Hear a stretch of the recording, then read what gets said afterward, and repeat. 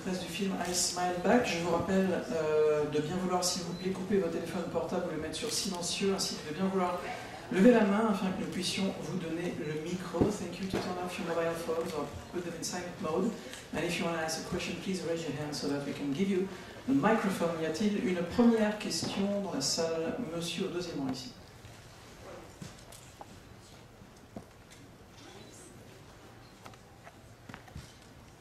Bonjour, une question pour la co-scénariste et aussi scénariste du film, enfin du livre, pardon. Je voulais savoir si l'équilibre du livre, de l'écriture, enfin l'équilibre de l'écriture du livre se retrouvait dans le film, ou alors si le film avait été repensé différemment par rapport au livre. The question goes for you. Do you think that the balance you found when you were writing the book, do you think you were able to find it when you were writing the script of the movie? This the rhythm of the book? Well, in the book you have more time to go inside of her head and understand what's happening emotionally to her. But I think that you do get to see a lot of that on the screen, so it was as close as we could make it. We tried to put as much internal thought into scene so that the audience could feel similar to how if you were reading the book. I think also that Amy worked with Sarah a lot to get Sarah to really understand those scenes that aren't in the screenplay, and so Sarah was able to perform those parts of the screenplay that were missing. Oui, la co-scénariste nous explique, Amy nous explique que dans le livre, c'est vrai que ce qui change évidemment, c'est qu'on a plus de temps, on a beaucoup plus de temps d'espace pour pouvoir explorer ce qui se passe à l'intérieur de la tête du personnage principal. Évidemment, avec le film, c'est un petit peu différent, mais ceci étant dit, il nous rappelle quand même que dans le film, elle a réussi, pense-t-elle, à justement faire comprendre aux spectateurs ce qui se passe vraiment dans la tête du personnage interprété par Sarah Silverman. Donc on retrouve quand même toute cette introspection également à l'écran dans le film. Et Michael nous dit que Amy a beaucoup travaillé avec Sarah Silverman, donc la comédienne qui joue le rôle principal du film, afin vraiment, elles ont beaucoup travaillé ensemble sur le scénario afin de vraiment permettre à Sarah Silverman de bien s'imprégner de la personnalité du personnage principal. Madame ici au deuxième rang. Oui, je voulais dire que j'avais beaucoup aimé ce film, magnifiquement joué, interprété par tout le monde, les dialogues remarquables, le médecin, psychiatre, enfin, etc. Tout le monde. Et la question que je me pose, c'est si elle n'avait pas besoin, en fait, de retrouver un homme ou deux hommes qui lui fassent mal, comme son père, traumatisme là, lui avait fait mal. À partir du moment où son mari lui dit « je ne te fais pas confiance, je ne te fais plus confiance », d'ailleurs il a raison, et cet homme qui la viole méchamment, elle l'a cherché d'ailleurs, si c'est pas le moment qui lui permet de pouvoir revenir en arrière et préparer les tartines. Enfin, je sais pas, c'est une question que je me pose. First of all, this lady says, congratulations, she liked the movie a lot.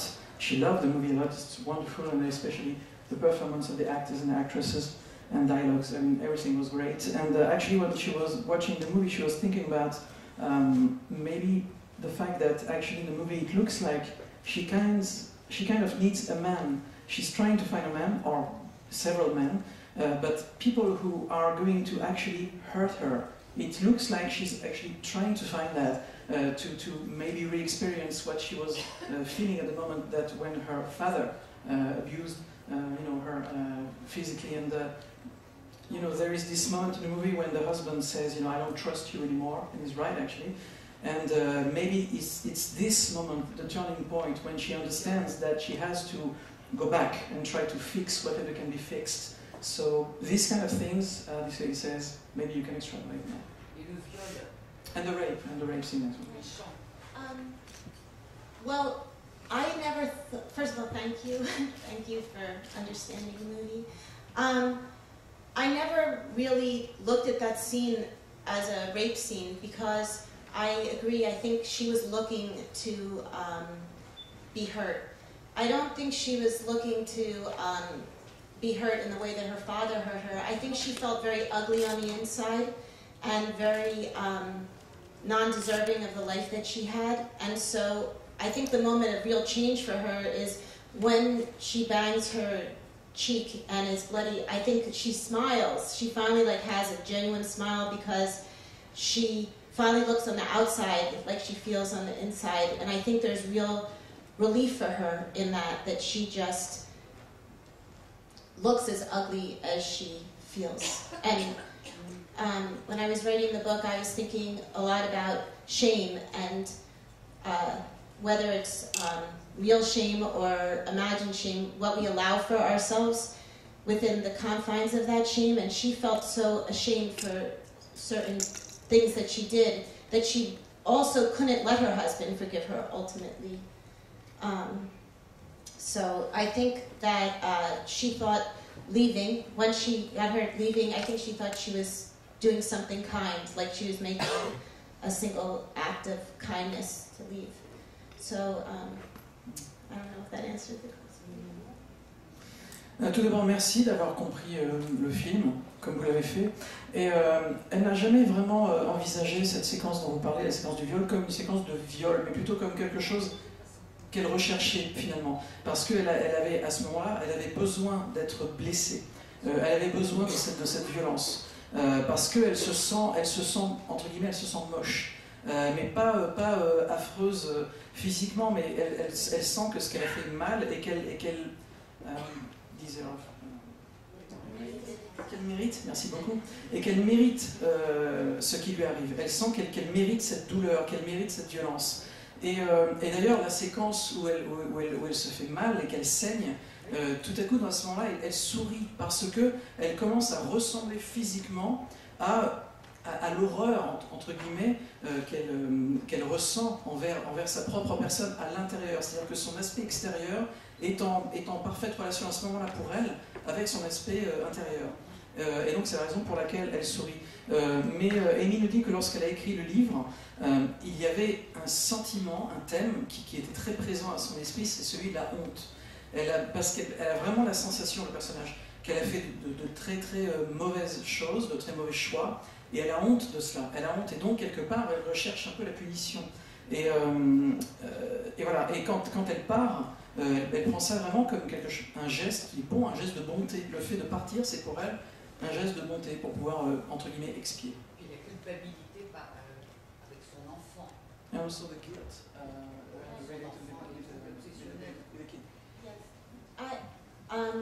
I think anybody who suffers from any kind of form of, mental illness or chemical imbalance, I think that we always worry. Like I had very bad depression. We always worry what our kids are going to inherit from us beside our eye color or hair color. And so I think when she sees her son's anxiety, she's sure that she's ruining them, and so she feels terrible about that, and that's why I think she thinks, which is a crazy thought, that leaving them is the better thing to do. But before I started writing the book, which was a very long time ago, like 2002 or something, I had seen Belle de Jour for the first time, and at the end of Belle de Jour, Catherine Deneuve is wheeling her husband, and it's the first moment she's finally happy. Like, I think she feels that's the life that she deserved in that film. And so I thought about that the whole time I was writing, that Lainey never felt deserving until she had nothing. Oui, Amy nous dit que que finalement, quelque part, le personnage est vraiment malade. Enfin, en tout cas, c'est une maladie qui a de vrais effets qui sont très concrets et qu'elle connaît parce qu'elle nous dit elle-même qu'elle a eu une dépression et que c'est vrai que lorsque l'on pense à cela, lorsque l'on est dans cet état d'esprit et qu'on a des enfants, on ne peut pas s'empêcher à un moment donné de regarder ses enfants et de se dire mais est-ce que mon enfant, mon garçon, ma fille, va hériter finalement de ces choses, de cet état d'esprit, de cette maladie. Et lorsqu'elle voit dans le film, lorsque le personnage voit dans le film son fils qui est rongé par l'anxiété, qui est très très anxieux, et bien là, à ce moment-là, elle a comme une révélation, elle se dit mais je suis en train de ruiner sa vie déjà, quoi. Et finalement, avec ça, dans ce genre d'état d'esprit, lorsqu'elle les quitte finalement, eh bien, elle se sent bien, paradoxalement, alors qu'elle ne devrait pas, mais elle a l'impression qu'elle fait la meilleure chose possible parce que c'est la meilleure chose qu'elle puisse faire pour ses enfants, pour sa famille. Et Amy nous dit que lorsqu'elle était en train d'écrire ce livre, ce qu'il a déjà il y a quelques années, parce que c'était aux alentours de 2000-2002, donc il y a quand même pas mal de temps, à ce moment-là, elle a vu le film Belle de jour. Et dans Belle de jour, il y a cette scène à la fin où Catherine Deneuve finit par quitter son mari, et justement, cette scène dans laquelle Catherine Deneuve quitte son mari, bien Catherine Deneuve, le personnage interprété par Catherine Deneuve, est vraiment heureux, et presque pour la première fois, tout à coup, peut-être pas heureux, mais en tout cas soulagé, qu'un poids a été retiré, vraiment, parce qu'elle a la sensation que c'est ce qu'elle mérite. C'est pas ce qu'elle veut, mais c'est ce qu'elle mérite par rapport à tout ce qui a pu se passer auparavant. Et voilà. Une autre question, monsieur, ici au premier rang, monsieur.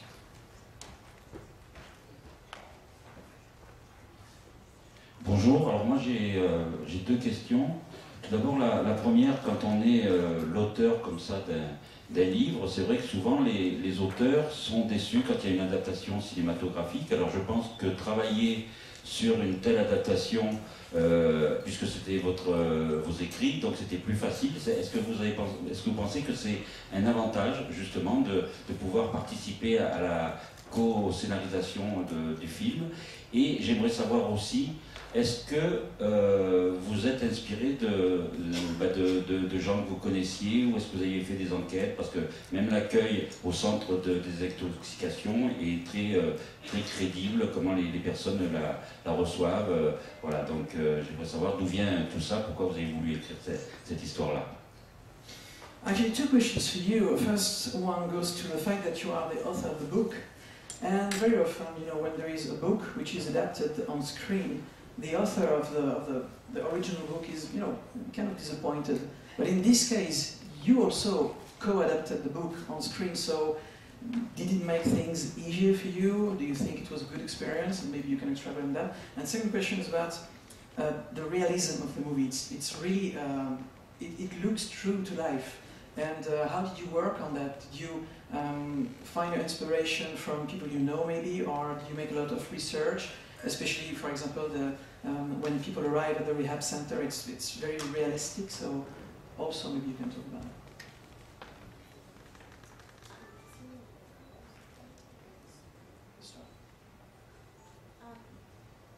Well, I was very lucky to have a partner to write the screenplay with. That made it much easier because she was able to help me look at the scenes and figure out which were the most important scenes or which we could eliminate. And when I look at the movie, I do like the movie and feel proud of the movie because I never write for a happy ending. That's why I don't sell a lot of books. And I just try to make things as realistic as possible or as true to the character as possible. And I think the movie is unrelenting that way, both in scene and in the color tone that Adam chose and the pacing of it. And so I'm happy with the fact that it doesn't have the Hollywood kind of happy ending because somebody who suffers from, let's say, a bipolar disorder like Lainey, there's a lot of ups and downs and an ebb and flow. It doesn't necessarily end. So, sadly, I know a lot of people that have been in rehab, so I know what that looks like. And I think when I was writing the movie, I wasn't conscious of this as I was writing. I just was writing. But I think I was writing through what if I hadn't gotten the help that I needed and I was really like this and I have like 2 wonderful children and a husband, and what if I bust this all up? So I think it's realistic because it's like the embodiment of every fear that I have. So. Tout d'abord, c'est vrai que le fait que j'ai pu donc coécrire le scénario avec une autre personne, ça a été une vraie chance pour moi parce que ça m'a permis d'y voir clair dans les séquences. Elle m'a beaucoup aidé, la co-scénariste, à y voir clair dans les séquences que je voulais que nous voulions au final garder dans le film, celles dont nous n'avions finalement pas besoin. Elle m'a vraiment beaucoup aidé pour adapter cette narration littéraire à la base en une narration cinématographique. Ça a vraiment été clairement une vraie aide. Et puis clairement, je peux dire moi-même, Vitel, j'aime vraiment le film, je trouve, j'en suis vraiment fier. Je suis vraiment fier du résultat que l'on voit maintenant à l'écran. Et c'est vrai, Vitel, qu'en ce qui me concerne, je ne suis pas très forcément attiré par les fins heureuses. Les happy endings que l'on peut voir dans la plupart des films hollywoodiens, c'est pas vraiment ce à quoi j'aspire. C'est d'ailleurs la raison pour laquelle j'écris principalement des livres. Mais c'est vrai que je voulais vraiment que le film soit réaliste. Et il me semble que le film est très réaliste, que ce soit dans évidemment le traitement du scénario, le jeu des personnages, mais également les teintes, les différentes teintes de couleurs, les ambiances qui sont induites par l'utilisation de certaines couleurs, et puis le rythme du film, je le trouve vraiment très réaliste. Et voilà, il n'y a pas de fin heureuse à la Hollywood, et j'en suis moi-même très heureuse, il n'y a aucun problème pour moi, parce qu'il me semble que quand un personnage dans la vie réelle passe au travers du genre d'expérience qu'expérimente le personnage du film, je ne pense pas qu'il y a des choses heureuses parfois, il y a également beaucoup de drames, et on ne sait pas du tout quelle va être l'issue de tout cela. Et je crois que cette issue incertaine, donc on la retrouve à l'écran, et c'est vraiment ce qui me fait plaisir. Et puis en ce qui concerne la recherche ou l'inspiration, je connais, nous dit-elle, beaucoup de gens qui sont en cure de désintoxication, donc c'est encore une fois un milieu que je connais bien par les personnes que je côtoie. Et puis moi-même, j'ai pu aussi me rapprocher à ma propre vie dans le fait que j'ai un mari, j'ai des enfants, et donc j'ai pu imaginer, extrapoler qu'est-ce qui se passerait si ce genre de choses arrivait dans mon foyer. Et de cette manière-là, j'ai pu retirer des éléments qui ont nourri le scénario du film.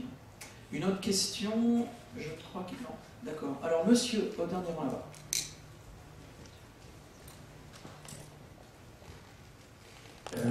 Je voulais savoir si notre... Oui. Oui. Je voulais savoir si une des autres thématiques du film, ce n'était pas comment nos actions se répercutent un petit peu autour de nous. C'est-à-dire que le départ du père va créer sa fracture, mais elle aussi, par ses actes et ses actions, elle en crée d'autres. Est-ce que ce n'est pas une des thématiques du film qu'elle a voulu développer? Et à la fin, en fin de compte, est-ce qu'en fermant cette porte, elle ne va pas enfin affronter ce qu'elle a toujours refusé d'affronter jusqu'à maintenant? Actually, the question goes to the fact that this gentleman thinks that this movie treats a lot also with the theme of action and acts, and consequences. The fact that, of course, what her father did to her, drove her to do what she's doing and to be who she is. But at the same time, maybe the actions she is taking in her daily life also will have consequences and will destroy her family and everything. So, was it something that was clear in your head when you were writing the script? And maybe you can talk about this. And also, there is a second part of the question, est-ce que vous pouvez répéter la deuxième question, pardonnez-moi? En fermant cette porte, est-ce qu'elle n'accepte pas enfin d'affronter la question à laquelle elle a toujours refusé jusqu'à maintenant? Also the fact that when she's, at the end closing the door, isn't she,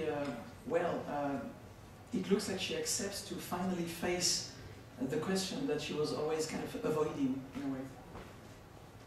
Yeah, I think sometimes we end up embodying the thing that we're most scared of. And so I think she almost is taking like a preemptive strike against her family hurting her. So she hurts them before they can hurt her. And yes, I thought a lot about why does she do the one thing that so, made her change the course of her body chemistry, the way that she interprets what happened with the father. And she ends up doing the same thing, which is quite a common thing. It's like people who are beaten they end up hitting their children. I mean, the hope is that the pattern will break and that her children will grow up and not be like her and the father. Oui, Amy nous dit que c'est vrai qu'à la fin, le personnage, finalement, enfin, elle a la sensation que tout le monde, finalement, à un moment donné dans notre vie, on finit par devenir ce que l'on craint de devenir au départ. Elle a l'impression que c'est quelque chose que quelque part on ne peut pas éviter. Et c'est vrai que dans le film, finalement, elle finit par blesser sa famille avant que sa famille ne la blesse elle, ou avant qu'elle ne les blesse trop. Et quelque part, c'est vrai que c'est un thème qu'elle a en tête, ce thème de finalement, quoi que l'on fasse, quoi que l'on décide, on finit par devenir ce que l'on craint de devenir. Et c'est vrai qu'on a le cas régulièrement dans la vie de tous les jours, lorsqu'on a des enfants qui sont battus et qui deviennent eux-mêmes plus tard des parents violents. Voilà, c'est le genre de choses, le genre de thème qu'effectivement elle avait en tête lorsqu'elle a écrit le scénario. Monsieur ici, une question. Oui, merci, bonjour. D'abord, j'ai beaucoup apprécié le film et une première question à Amy qui est liée à la question précédente. Est-ce que finalement, cette idée de prédétermination, de fatalité qu'elle vient de nous confirmer, n'est pas aussi un peu déresponsabilisante? C'est-à-dire, est-ce que finalement, ça ne donne pas le sentiment que quoi qu'on fasse, on va être dans la reproduction? Or, c'est vrai que cette reproduction, elle existe, mais Dieu merci, dans la vie réelle, elle est loin d'être systématique. C'est souvent une explication, mais ce n'est pas systématique comme processus. Donc, j'ai été un peu heurté par cette idée de prédétermination. Et puis, une question pour le producteur, c'est un film très personnel, c'est un film très intime. C'est toujours un peu risqué de produire un film aussi personnel et aussi intime. Et pour un producteur, quel est le choix qui fait qu'à un moment donné, on dit « Ok, j'y vais », même si effectivement, c'est forcément un peu risqué. Merci. Two questions. First one goes to you, and second one goes to you, Michael. First question was about the fact that when you watch the movie, actually it kind of goes back to what you just said a few minutes before. The fact that when you watch a movie, you feel like, whatever you do, your fate is kind of written, in a way. You kind of follow the road which was, anyway in front of you, and you don't really have a choice. Whatever you do, you will always go back to what you were designed to be or designed to do. And the fact that it kind of feels that when you think that way, when you feel that way, it kind of takes the responsibility away, because it's like, hey, whatever, I was supposed to do that anyway, I was supposed to become somebody like that. And this gentleman says that, of course it exists, but it's not systematic. Sometimes it's not like that. And he was kind of, he felt a little bit taken away about this, so maybe you can talk about this. Oh, I don't in any way think that you... I actually had the exact opposite message. She had many opportunities to reclaim her life, to take her medication, and to have a different life. She just didn't. But my hope is that if somebody who does things like this would see the movie or read the book, then they would choose a different path, because that's no excuse. Her father leaving is no excuse. She had all the means to get better. She has money, she had help, she had, every opportunity to get better, and she doesn't. And so that's why she's a complicated character, because she's a horrible person. And, and she really hurts her children. The thing that I wanted to make sure was different than the father's relationship with her is that I hope that when people see that, they see that she really loved her children, that she really did try to love them if she was able to have any real human relationship it was with them. But I agree with you, nothing is predetermined.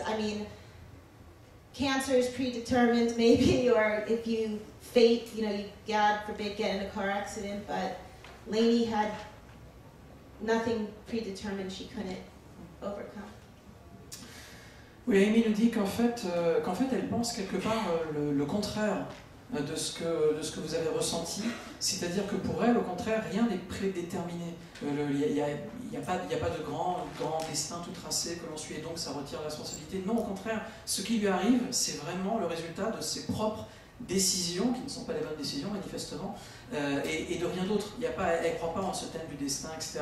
Non, elle pense que tout le monde peut se racheter, entre guillemets, à un moment donné, et que ce n'est pas du tout ce que ce personnage fait, malgré le fait qu'elle ait beaucoup de possibilités entre ses mains, entre guillemets, qu'elle ait tout entre ses mains, qu'elle a un mari aimant, qu'elle a des enfants merveilleux, et puis elle a de l'argent, elle n'est pas pauvre, elle n'est pas dans le besoin, tout va bien.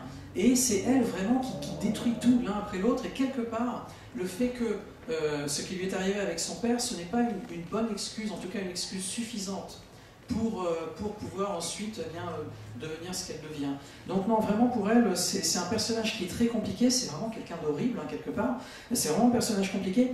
Elle a essayé de faire voir dans le film ces moments où vraiment elle espère que le spectateur ressent qu'elle aime ses enfants, mais la rédemption n'arrive pas, parce que c'est vraiment à cause de ce qu'elle fait, en tout cas de ce qu'elle décide de faire. C'est vraiment un choix conscient et pas une espèce de fatalité, etc. The other question goes to you, Michael. The movie is pretty much is very intimistic. It's a very personal movie, and in this point of view, it was probably a big risk to take to give money to make this kind of movie, because you never know what's going to happen with this kind of very personal movie. So, what was the reason why you decided eventually to finance it?